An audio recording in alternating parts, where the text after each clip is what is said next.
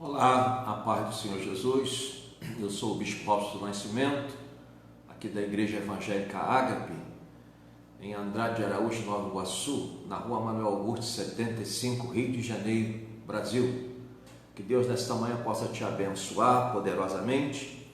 Eu trago aqui uma palavra da parte de Deus ao teu coração.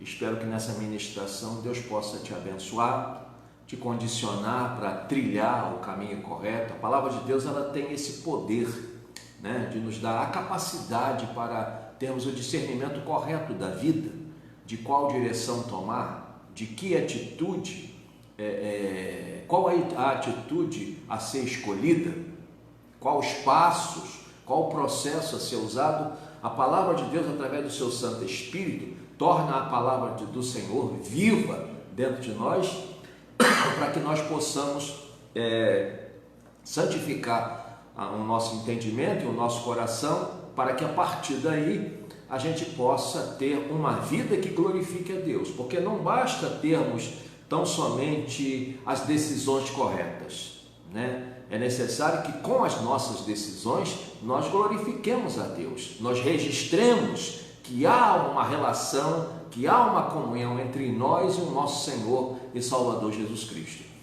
Para isso nós estamos aqui, para glorificar o nome do Senhor. Eu nesta manhã quero ler um texto no capítulo 15 de Lucas, o verso 17, do verso 17 ao 24, uma parábola muito conhecida, mas que em todos os momentos que a gente lê essa parábola, a gente pode extrair lições, preciosidades, tanto para a nossa vida pessoal, quanto para a nossa vida familiar, Porque aqui é o retrato de uma contenda familiar por conta de algo muito bom e também muito nocivo, o dinheiro. Eu me lembro que, uma certa ocasião, trabalhando numa empresa, o setor que eu trabalhava, nós tínhamos uma comunhão bem sólida, bem profunda, bem real, bem consistente, bem edificante. Mas a partir do momento que foi feito uma caixinha, que era uma forma de a gente juntar um dinheiro para no final do ano ter uma rendazinha melhor, a partir do momento que foi feita aquela caixinha ali, o setor se desvaiu. As contendas começaram a acontecer, um espírito de fofoca entrou dentro do setor, e nós nos suportávamos por conta da necessidade de termos que trabalhar e manter as nossas famílias, mas o setor nunca mais foi o mesmo. A Bíblia afirma que o amor ao dinheiro é a raiz de todos os males. O dinheiro em si, a princípio, ele não traz nenhum tipo de perigo. Agora, se nós depositarmos nele aquilo que tem que ser depositado somente em Deus, a gente começa a ser sobrecarregados por dificuldades e crises que podem nos prejudicar terrivelmente ao longo da nossa vida, E eu quero ler o texto aqui de Lucas, capítulo 15, do verso 17 ao 24 a princípio. O verso 17 diz: "E tornando em si", é o filho pródigo, falando, disse: "Quantos jornaleiros ou trabalhadores de meu pai têm abundância de pão e eu aqui pereço de fome? Levantar-me-ei e irei ter com meu pai e dir-lhe-ei: Pai, pequei contra o céu e perante a ti. Nada fica sem ser registrado no céu e na terra. Tudo que nós fizermos aqui será registrado no céu. Tudo que nós fizermos aqui de bom vai acrescentar crédito para cada um de nós no céu, Ou nos colocar numa situação como devedores, como culpados." Verso 19: "Eu já não sou digno de ser chamado teu filho. Faze-me como um dos teus jornaleiros ou trabalhadores." Verso 20: "E levantando-se foi para seu pai. E quando ainda estava longe, viu o seu pai e se moveu de íntima compaixão e correndo lançou-se-lhe ao pescoço e o beijou." Verso 21: "E o filho lhe disse: Pai, pequei contra o céu e perante a ti, já não sou digno de ser chamado teu filho. Mas o pai," verso 22, "disse aos seus servos: Trazei depressa a melhor roupa e vestilho, e ponde-lhe um anel na mão e alparcas nos pés.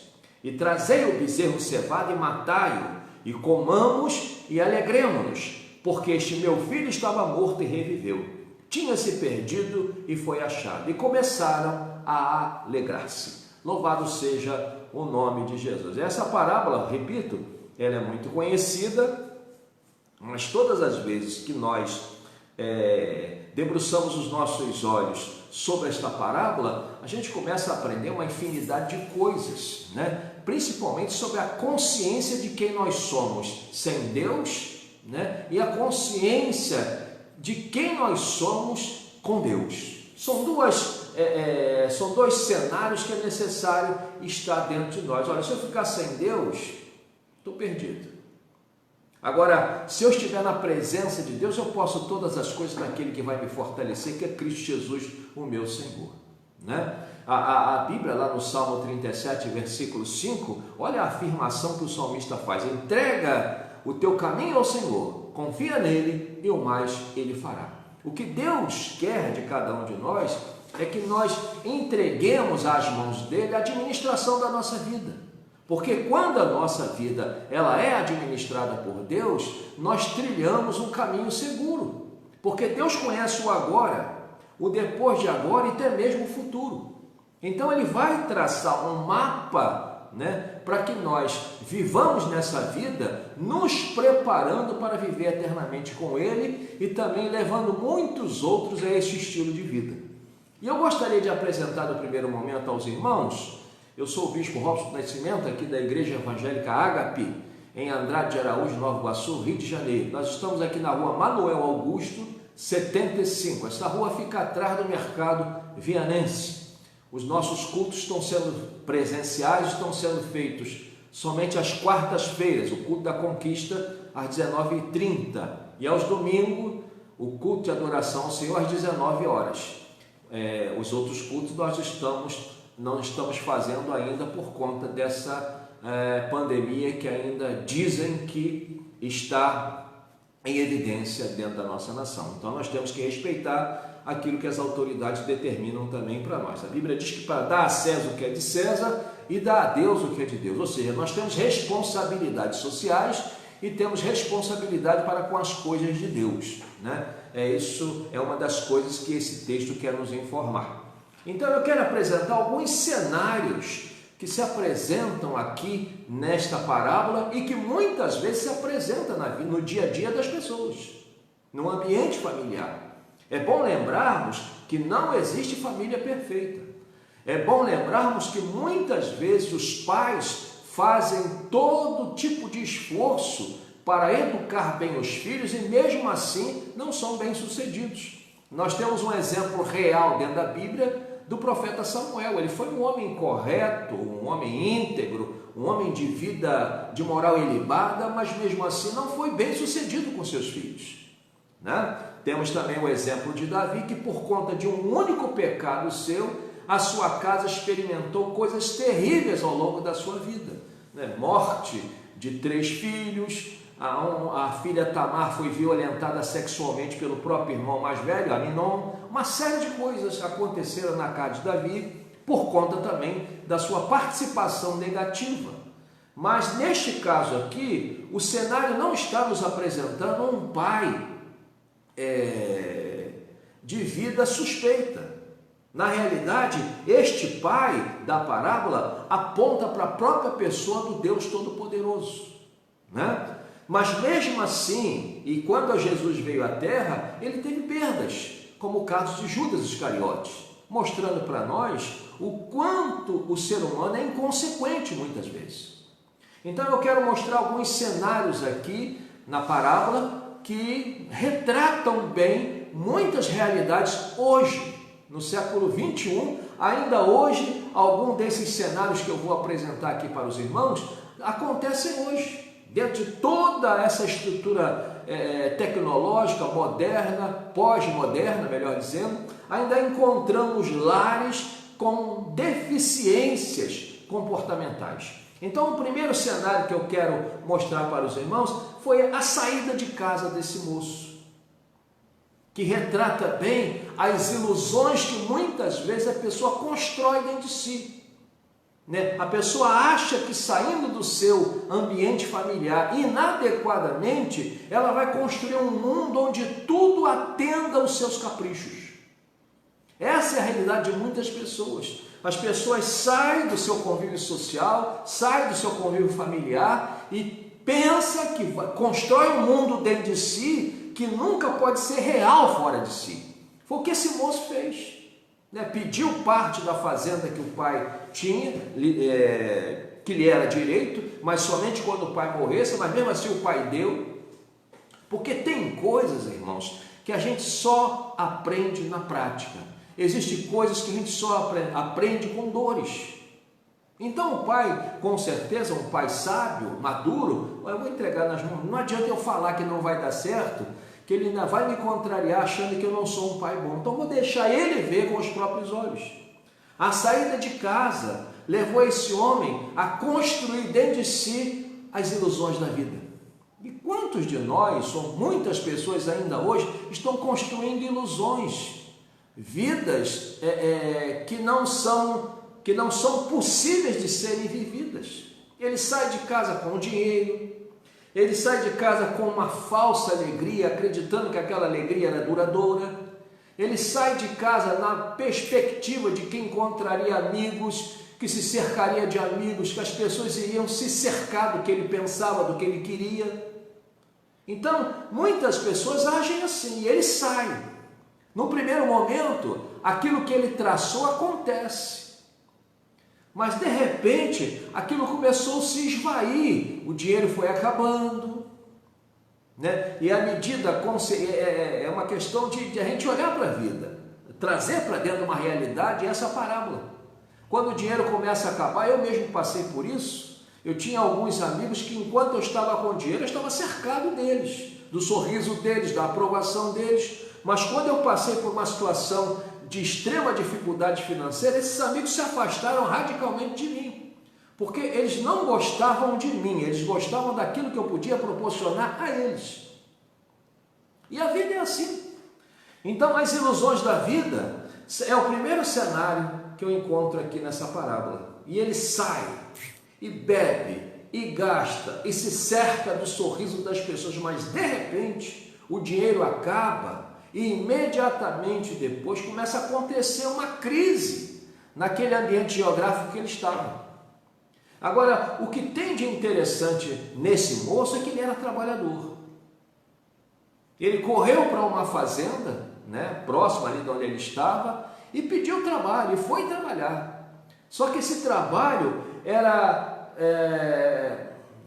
algo que bem diferente do que ele havia encontrado na casa do seu pai. Uma série de injustiças que o cercaram e o oprimiam. Mas dentro dessa opressão, ele começou a perceber o quanto ele deveria valorizar a casa do seu pai e o quanto ele havia errado na sua vida e na sua decisão. O segundo cenário é a vida fora de casa, como eu estou falando. As decepções da vida, o convívio com estranhos, com pessoas que eram frias, com certeza, com pessoas que queriam o que ele tinha, não o que ele era, com pessoas que não estavam nem aí para os seus problemas, para as suas dificuldades. Esse é o segundo cenário, o cenário fora de casa. Agora, ele já não está mais de posse de tudo aquilo que ele construiu dentro de si, utopicamente, para viver. Ele agora está conseguindo enxergar que a vida não gira somente em torno dele. O terceiro cenário, a volta para casa, a conscientização madura da vida. Esse é o terceiro cenário, a conscientização madura da vida. Chega um momento que nós temos que ter uma conscientização madura da vida. A gente precisa olhar a vida por uma ótica real, sem as utopias que muitas vezes a gente constrói. E esse moço diz, olha, a Bíblia diz, e caindo em si, disse, quantos trabalhadores do meu pai têm pão com fartura e eu aqui pereço de fome? Levantar-me-ei e irei ter com meu pai e dir-lhe-ei, pai, pequei contra o céu e diante de ti, já não sou digno de ser chamado teu filho, faze-me como um dos teus trabalhadores. É a conscientização madura da vida. E quantas pessoas já não passaram por isso? Eu estava escrevendo, traçando esse esboço, para ministrar hoje, eu estava lembrando da minha mãe, Maria Adelaide do Nascimento, uma mulher muito sábia. Ela, uma certa ocasião, eu estava começando a trabalhar, profissional já, ganhando muito dinheiro, e eu falei, mamãe, eu vou fazer uma casa para a senhora assim, assado e tal. Ela falou, meu filho, daqui a um pouco você vai casar, você vai embora. Então, minha mãe, ela já estava de posse dessa conscientização madura da vida. Ela, naquele momento da sua vida, ela já entendia que os filhos vão casar. Não existe nada de errado nisso. E na minha cabeça, eu ia fazer aquela casa e ia ficar eternamente ali, mas não é bem assim. E logo depois, realmente, eu casei. Então, o terceiro cenário é a conscientização madura da vida. A gente precisa ter uma conscientização madura da vida para que nós possamos viver em sociedade de forma agradável, saudável e segura. O quarto cenário é o contratempo dentro de casa. Ele volta, né? E ele tem um traçado moral da vida do seu pai e do ambiente onde seu pai residia, mas ele tem um contratempo. O seu irmão fica resistente à decisão que o pai tomara de receber o filho mais novo. Então, o contratempo dentro de casa. Então, eu aprendo que fora de casa e até mesmo dentro de casa, nós vamos passar por crises. Só que agora, ele volta para casa, tem esse contratempo, mas em momento algum da parábola, há uma fala por parte do filho mais novo. Ele agora entende que seria melhor, a partir deste momento, deixar tudo aos cuidados do pai. E verdadeiramente, o pai o advogou diante do filho mais velho. Se ele fosse ainda imaturo, ele sairia por lá de fora, criticaria o irmão, jogaria no rosto do irmão, mas você levou uma parte dobrada da herança do nosso pai, e eu fiquei com uma parte bem minúscula, porque você é o filho mais velho, e era um direito legal que o filho mais velho tinha, mas ele não fala absolutamente nada. Ele participa tão somente daquilo que o pai colocara à sua disposição.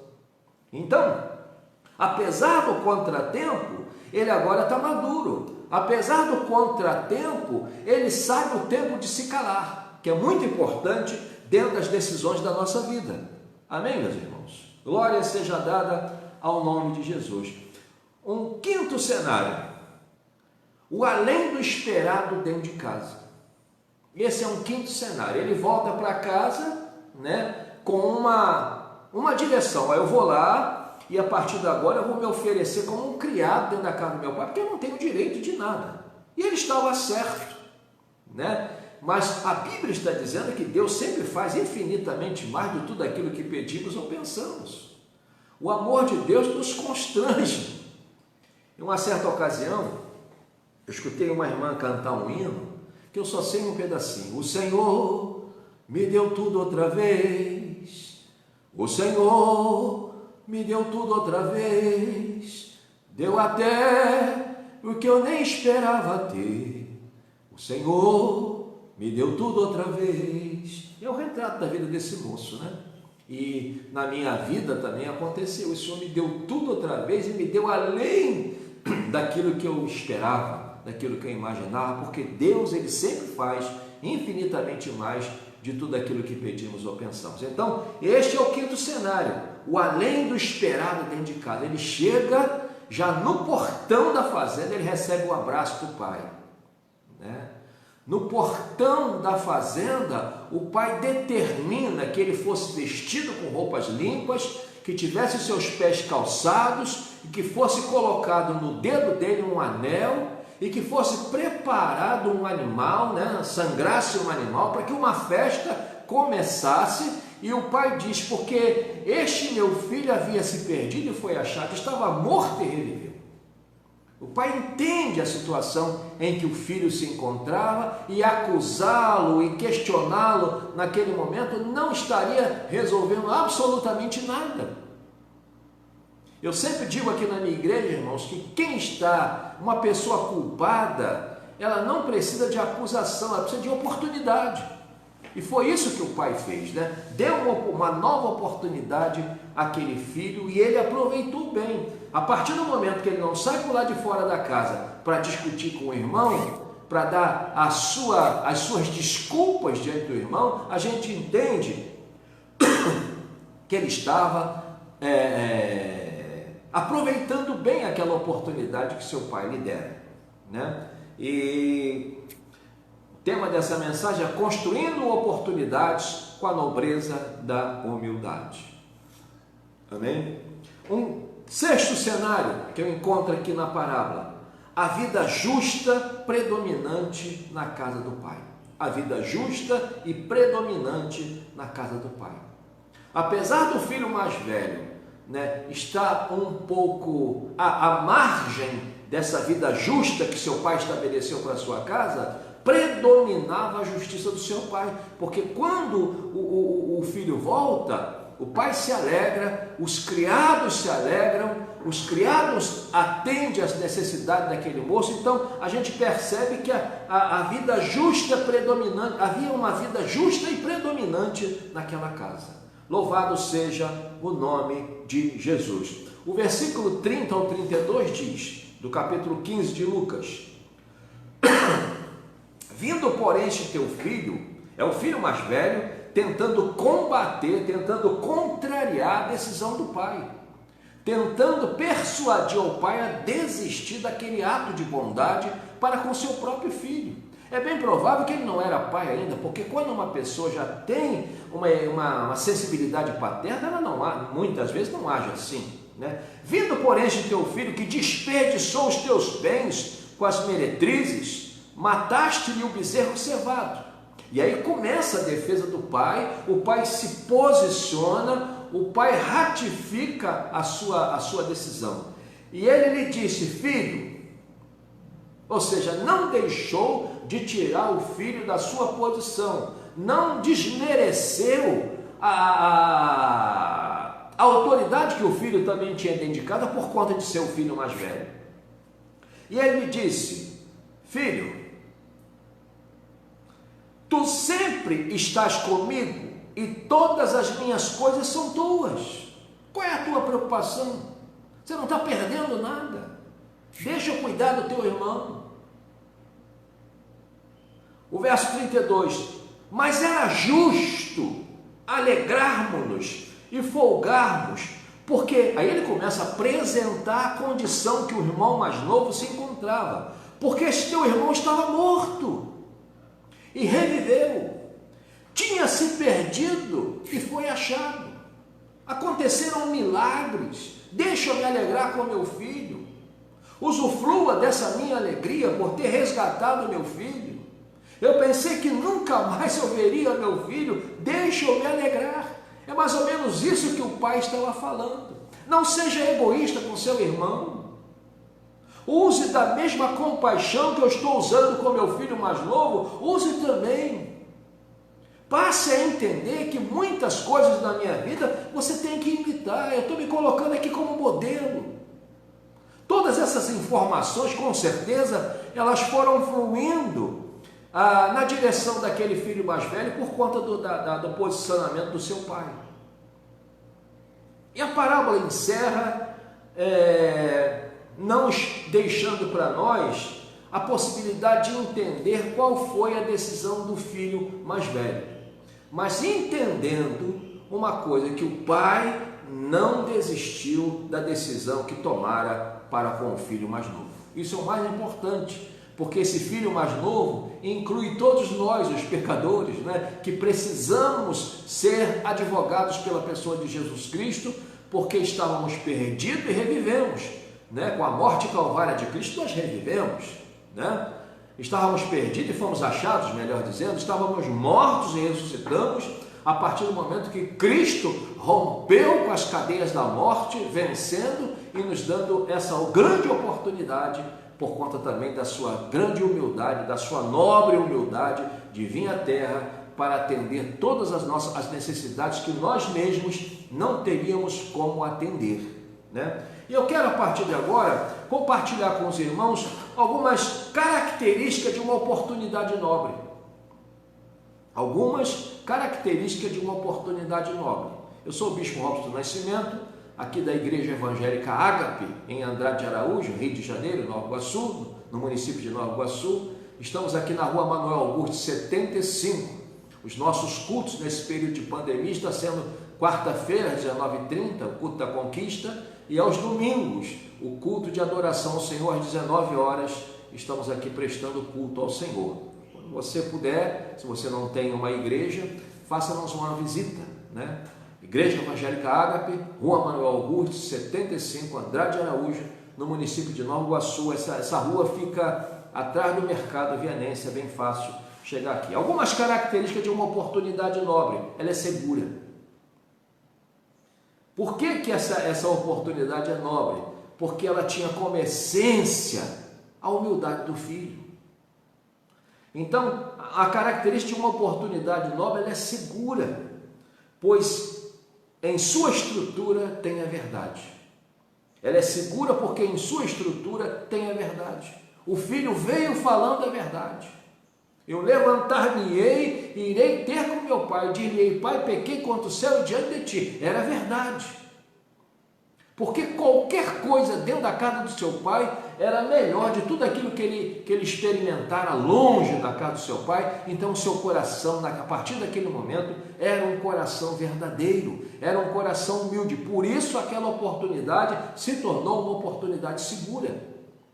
Porque muitas vezes as pessoas erram e ainda coloca um tom elevado de altivez para resolver as questões da sua vida. Mas esse moço não, ele veio humildemente diante do seu pai e com o coração sobrecarregado da verdade. Louvado seja o nome do Senhor. Ela é segura, é a primeira característica que eu aprendo aqui com a oportunidade dentro desse contexto. Ela é segura porque em sua estrutura tem a verdade. A oportunidade que os dois espias deram a Raabe também está dentro dessa essência. Ela foi uma oportunidade segura porque Raabe tratou com verdade tudo aquilo ali, né, que ela tratou com os dois espias. Então, quando uma oportunidade, ela se torna segura quando ela tem como essência a verdade. E em momento algum, Raabe falhou com o pacto que ela fizera com aqueles dois espias. Então, ela é segura. Quando eu olho para essa oportunidade que esse moço teve, né, ela é segura, porque o seu pai foi verdadeiro com ele e ele foi verdadeiro com o seu pai.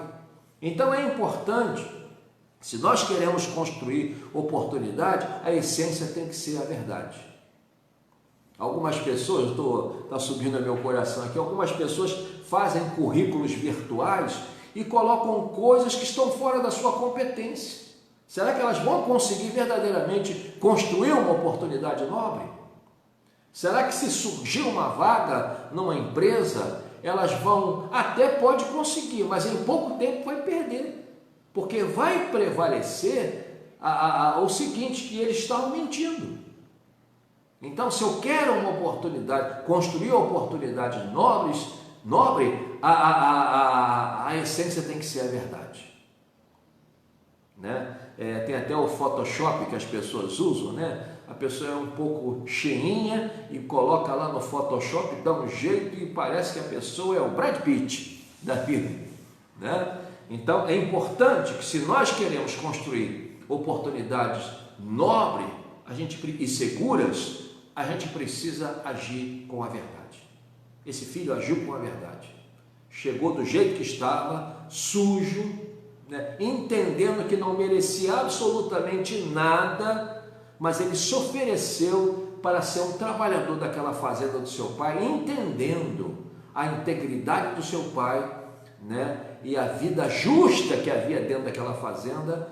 Ele entende tudo isso e, por isso, a partir desse ato de humildade, né, ele torna aquela oportunidade segura. O que Deus quer colocar às nossas mãos são oportunidades seguras, você pode ter certeza. Se nós andarmos com o Senhor, se nós estivermos na presença do Senhor e Salvador Jesus Cristo, a gente vai ter sempre oportunidade segura. Uma segunda característica de uma oportunidade nobre é que ela é permanente. A ideia do pai, uma das ideias centrais do pai, era manter o filho permanentemente, novamente, dentro da fazenda. Ela é permanente. Essa é a segunda característica de uma oportunidade nobre. Ela é permanente, para ser exemplo para outros. Eu me lembro que quando eu me converti,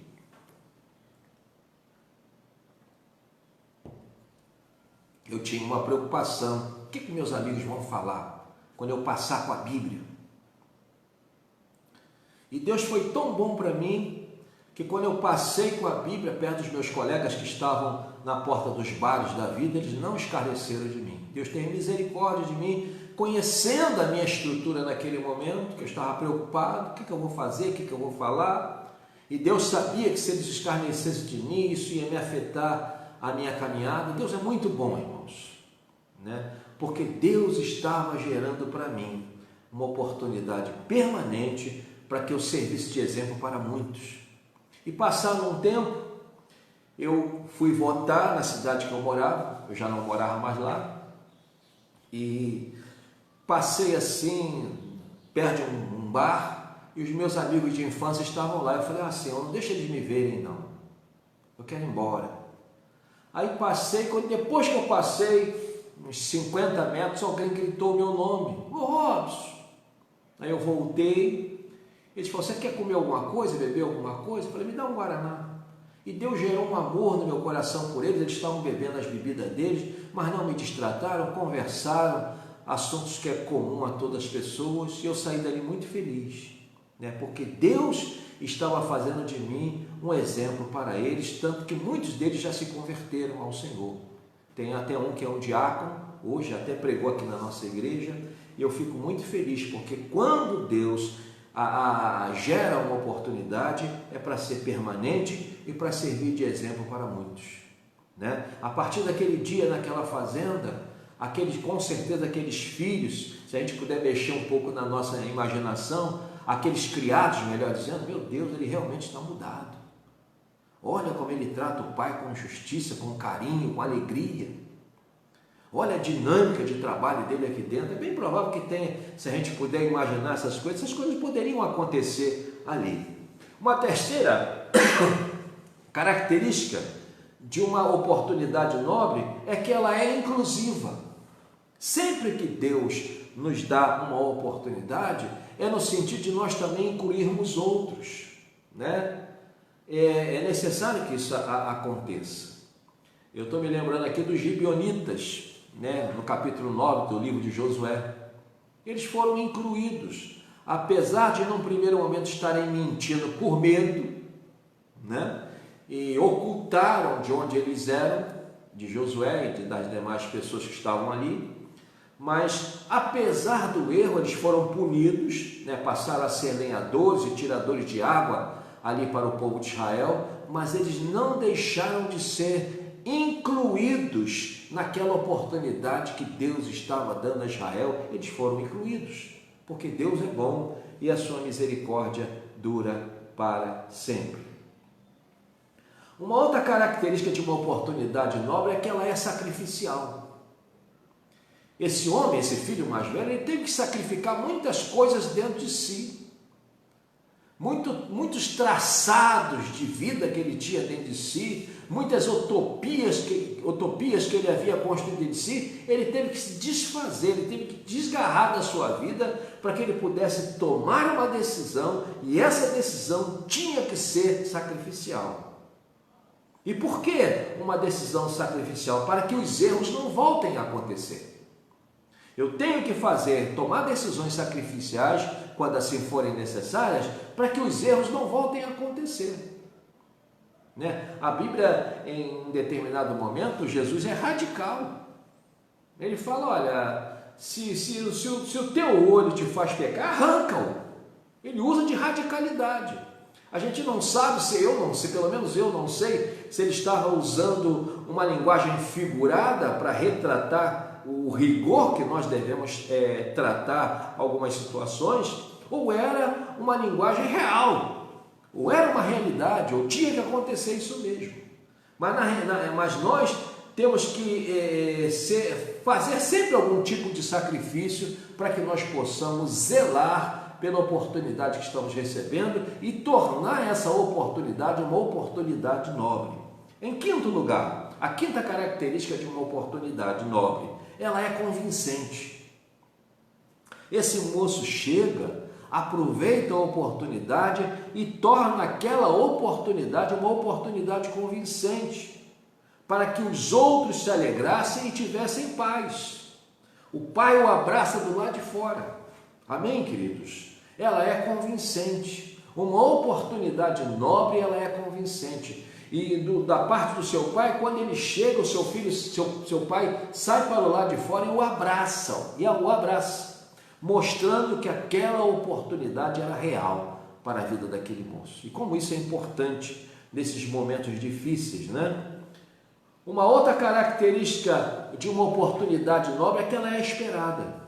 O pai estava dia após dia, quem sabe, olhando para o lado de fora da janela, indo até a porteira da fazenda, na esperança de ver o retorno do seu pai. Então, toda oportunidade nobre, ela é esperada, para quebrar com a aflição do coração, né? Eu estou lembrando aqui de Sansão. Ele precisava de uma oportunidade nobre, que só Deus poderia dar. E no capítulo 16 de Juízes,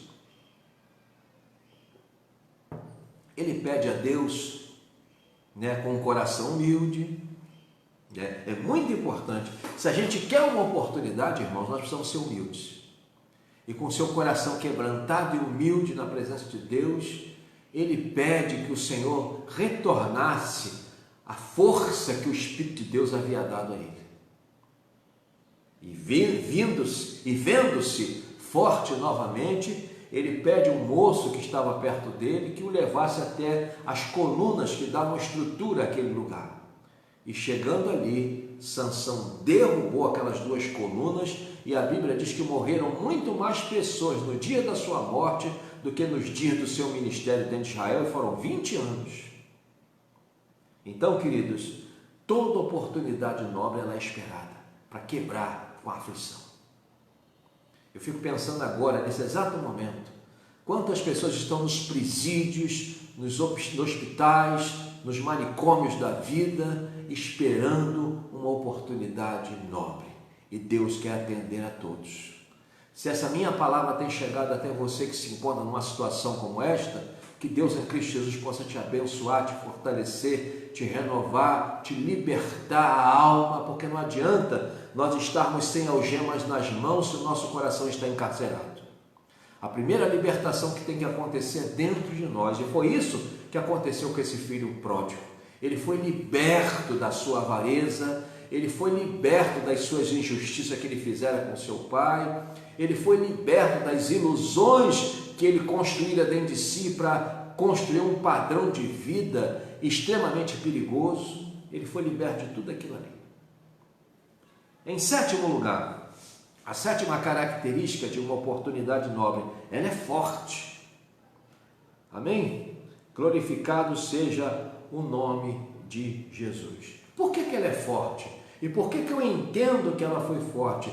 Volto a repetir, o filho pródigo não saiu para o lado de fora para bater boca com seu irmão, porque aquela oportunidade lhe deu tanta força que ele não via necessidade de se auto-justificar diante do irmão. Uma oportunidade ela é forte, e eu vejo isso na vida de José do Egito, né?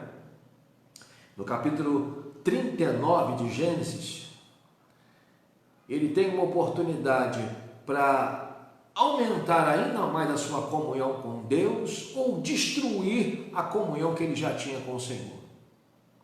A mulher de Potifar entra no lugar onde José estava e tenta seduzi-lo, mas ele resiste dizendo para ela que isso implicaria, né, em muitas coisas negativamente dentro do céu e diante do seu patrão. E ele resiste, porque aquela oportunidade que Deus lhe dera era uma oportunidade forte. Por quê?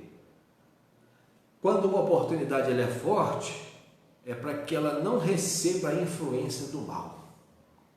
Porque sempre que nós estivermos fazendo alguma coisa para Deus, em paralelo a isso, o diabo vai nos atacar de alguma forma, mas ele está derrotado no poder do nome de Jesus Cristo, o nosso Senhor. Que Deus possa estar te abençoando poderosamente com essa palavra. Nós somos aqui a Igreja Evangélica Ágape, em Andrade Araújo, no município de Nova Iguaçu. Estamos na rua Manuel Augusto 75. Esta rua fica atrás do Mercado Vianense. Eu sou o Bispo Robson Nascimento. Nossos cultos estão sendo feitos às quartas-feiras, às 19 horas, 19h30, o culto da conquista, e aos domingos, às 19 horas, o culto de adoração ao Senhor. Se você não tem uma igreja e quiser nos fazer uma visita, venha em um desses dias. Amém? Louvado seja o nome de Jesus Cristo, o nosso Senhor e Salvador, que se encontra presente pelo poder do seu Santo Espírito. Eu quero, para encerrar, compartilhar contigo algumas verdades que eu consigo captar dentro dessa parábola do filho pródigo, no capítulo 15 de Lucas. Eu li o verso 17 até o 24, mas ela começa lá no verso 11 e vai até o verso 32, né? Uma parábola muito conhecida, uma parábola que sempre que nós examinarmos, a gente vai extrair muitas lições para a nossa família e também para a nossa vida pessoal e para a nossa vida relacional, né? Tem como dentro da parábola a gente fazer escolhas criteriosas, né? Que são tão necessárias na nossa vida. Então a primeira verdade que eu aprendo aqui na parábola do filho pródigo é: nossos erros é um aplicativo de informações. É a primeira verdade que eu aprendo aqui. Nossos erros é um aplicativo de informações. Sempre que nós errarmos, nós vamos estar diante de muitas informações boas, né, se aproveitadas adequadamente. Então é necessário que até dentro dos nossos momentos de erros, a gente entenda que a gente tem como extrair lições para o nosso amadurecimento. Esse filho mais novo, esse filho pródigo, ele amadureceu. Ele olhou, né, os seus erros como um aplicativo de informações e começou a pontuar: não, na casa do meu pai tem comida com fartura e eu aqui pereço de fome. Na casa do meu pai os empregados são tratados com justiça e ele não mede esforços para voltar. É bem provável que tenha voltado a pé, é bem provável que tenha se cansado, mas valeu a pena todo o esforço que ele fizera para voltar para a casa do seu pai, porque os nossos erros é um aplicativo de informações. Sempre que você errar, olhe para os seus erros e comece a extrair as informações que os erros estão te mostrando. E isso só é possível com um coração humilde, né? É importante que a gente construa oportunidades nobres, mas com um coração humilde. É necessária a humildade. Foi o que esse moço usou, o princípio da humildade, né? Dizendo que serviria na casa do seu pai não mais como filho, porque ele não merecia, e era verdade, mas que ele aceitaria até mesmo ser um criado daquela casa, porque aquilo já era extremamente nobre para ele. Então, com esse coração humilde, né, por conta dele olhar para esse aplicativo dos erros da sua vida, ele pôde detectar muitas informações preciosas para o seu amadurecimento, para o seu crescimento e para a sua subsistência a partir daquele momento.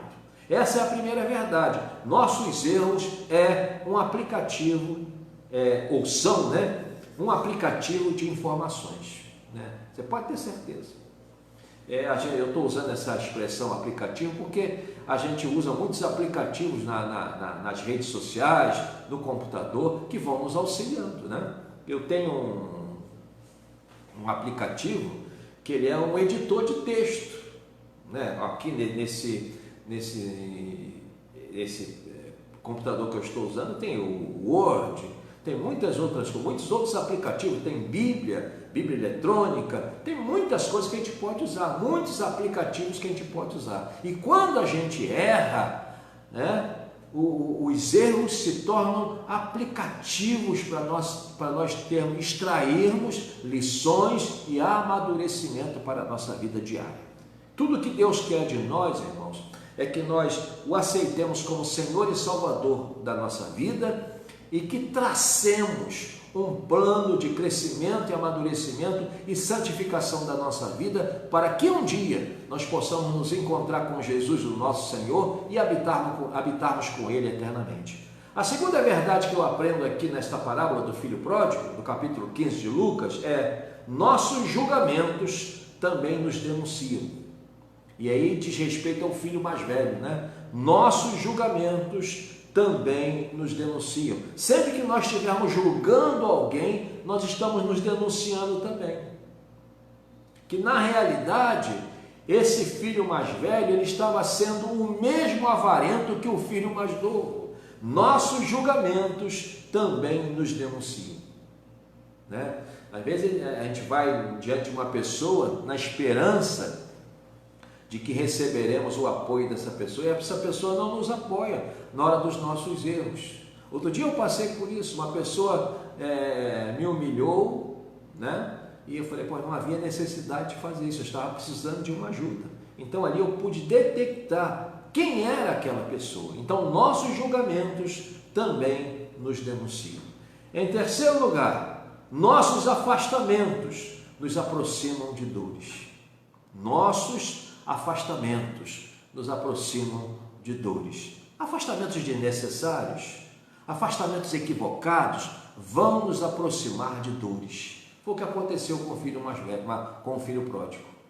Ele se afastou da fazenda, se afastou do regime teocrático da casa do seu pai, e ele passou por dores, né? Porque ali não era um sistema democrático, mas teocrático, né? Uma casa regida pela palavra de Deus, pela direção de Deus, e é isso que tem que acontecer na nossa vida, né? Nossos afastamentos nos aproximam de dores. Muito cuidado com isso. Você está se afastando de Deus? Vai vir dores. Você está virando as costas para Deus? Você vai chorar. Você está saindo da igreja? Isso não é bom. Toma cuidado. Olha o que esse moço passou. O dinheiro acabou, a alegria acabou, as amizades foram embora, o emprego que arrumou era um trabalho num ambiente injusto, onde os porcos tinham mais valor do que ele, longe de tudo, longe de todos. É muito importante nós tomarmos cuidado para nós mesmos não construirmos coisas que vão ferir a nossa vida, que vão atingir a nossa alma e que vai trazer complicações na nossa relação familiar e até mesmo com Deus, né? Em quarto lugar, a quarta verdade que eu aprendo aqui na parábola do filho pródigo: perto de Deus, o pouco não acaba. Longe de Deus, nem mesmo o pouco é possível. Eu vou repetir: perto de Deus, o pouco não acaba. Longe de Deus, nem o pouco é possível. Eu vou repetir mais uma vez: perto de Deus, o pouco não acaba. Longe de Deus, nem o pouco é possível. Nunca faltou nada para esse moço dentro da fazenda. Mas fora da fazenda, o pouco deixou de existir. Ele não tinha absolutamente nada, nem comida, nem roupa, nem casa, nem dignidade, que é um dos fatores que estrutura a nossa existência, é a dignidade. Nada disso. Perto de Deus, o pouco não acaba. Longe de Deus, nem o pouco é possível. Em quinto e último lugar, a quinta verdade que eu aprendo aqui na parábola do filho pródigo, no capítulo 15 de Lucas: ter e não valorizar é uma versão melhorada da falência. Eu vou repetir: ter e não valorizar é uma versão melhorada da falência. Ter e não valorizar é uma versão melhorada da falência. Toma muito cuidado com isso. Quando a pessoa não valoriza o que tem, o que Deus dá, o que Deus acreditou na sua vida, na realidade ela entrou num processo de falência. Foi o que aconteceu com esse moço. Ele não valorizou o que ele tinha e, por não valorizar, ele entrou num processo de falência. Isso é muito perigoso, meus irmãos. Outro dia eu estava conversando com algumas pessoas e eu falei: olha a sua vida pela ótica positiva. Olha o que você tem. Olha o que você conseguiu até aqui. É muito importante a gente celebrar, né, ao Senhor sempre, como Samuel celebrou. Até aqui nos ajudou o Senhor, apesar das guerras, apesar das lágrimas que foram choradas, apesar das perdas que aconteceram, até aqui nos ajudou o Senhor. Tem coisas positivas acontecendo. Nós vimos a boa mão de Deus sobre nossas vidas até aqui. Ter e não valorizar é uma versão melhorada da falência. Temos que tomar cuidado com isso. Eu gostaria que você recebesse essa palavra nesta manhã, que Deus em Cristo Jesus possa te abençoar rica e poderosamente, que você possa ter um ótimo domingo com a sua família, celebre Deus na escola dominical da sua igreja, celebre a Deus no culto de adoração ao Senhor logo mais. Se você não tem uma igreja, vem aqui celebrar Cristo conosco. Nós somos a Igreja Evangélica Ágape, estamos aqui na rua Manuel Augusto 75, em Andrade de Araújo, no município de Nova Iguaçu, Rio de Janeiro. Essa rua fica atrás do Mercado Vianense. Eu sou o Bispo Robson Nascimento, a nossa igreja está aqui há aproximadamente 25 anos, louvando e adorando ao nome do nosso Senhor. Deixa eu fazer uma oração pela sua família, pela sua vida, e que muitas das coisas que estão aqui na parábola do filho pródigo, nós resistamos para não fazer, e muitas outras nós venhamos a aplicar as nossas vidas para que nunca saiamos da presença de Deus e nunca percamos a harmonia familiar tão necessária em todo o tempo da história, desde o dia que a família foi formada e criada pelo nosso Senhor e Salvador Jesus Cristo. Deixa eu orar. Senhor Deus, no nome de Jesus, ensina-nos, Senhor, a termos uma vida justa. Ensina-nos, ó Deus, a trilharmos o caminho da humildade. Ensina-nos, Senhor, a termos alegria, gozo e paz, desejo de sempre andar contigo, meu Deus. Ó Deus, segura em nossas mãos para que não nos afastemos de Ti, assim como esse moço se afastou do seu pai e vivenciou dores terríveis na sua vida, meu Deus. Guarda as nossas vidas, guarda as nossas famílias, livra-nos dos males dessa terra. Não permita que o nosso coração se torne um coração avarento, voltado para as coisas da terra, como um próprio Deus, meu Deus. Em nome de Jesus, se conosco, abençoa o nosso domingo, alimenta teu povo, não permita que o pão de cada dia falte à mesa dos teus filhos, e todos que estão ouvindo a minha voz e vendo esta ministração, que sejam abençoados por ti nesta manhã, em nome de Jesus. Amém.